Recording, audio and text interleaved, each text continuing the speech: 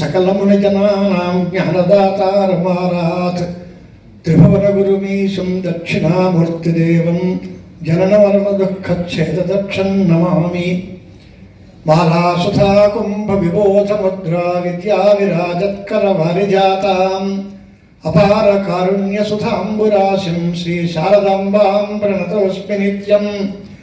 वक्तारमासाद्ययमेव नित्या सरस्वती स्वार्थसमन्वितासीत्। निरस्तदुस्तर्ककलङ्कपङ्का नमामि तं शङ्करमर्चिताङ्घ्रिं।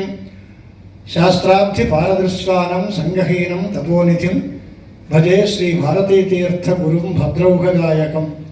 विद्याविनयसम्पन्नं वेतरागं विवेकिनं वन्दे वेदान्ततत्त्वज्ञं विधुशेखरभारतीं। सदाशिवसमारम्भां शङ्कराचार्यमध्यमाम् अस्मदाचार्यपर्यन्तां वन्दे गुरुपरम्परां।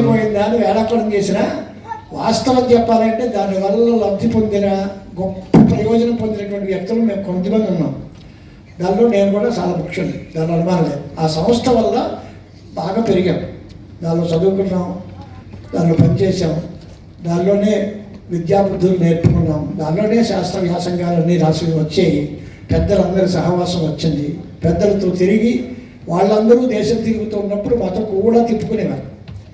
ఇంకొక గొప్ప విశేషం ఏమిటి అంటే, నేను శాస్త్రాధ్యయనం చేసే నాటికి సుమారు 20 సంవత్సరాల గ్యాప్.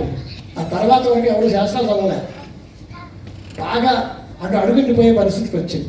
అప్పుడు గురువుగారు అందరికీ నేను లేక ఒక సంతానం కలిగితే వాళ్ళందరినీ ఎంత ప్రేమగా అందరూ ఎత్తుకుని ముద్దులాడతారో ఆ రకంగా గురువులందరూ నన్ను ప్రేమించి ఆశీర్వదించారు.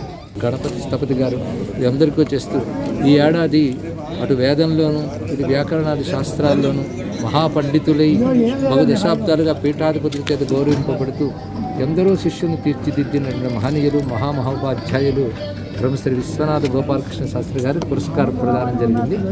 మన శాస్త్రాల్ని మన ధర్మాన్ని కాపాడుకోవాల్సిన అవసరం ఈ పురస్కార సభ ద్వారా తెలియజేయడం జరిగింది.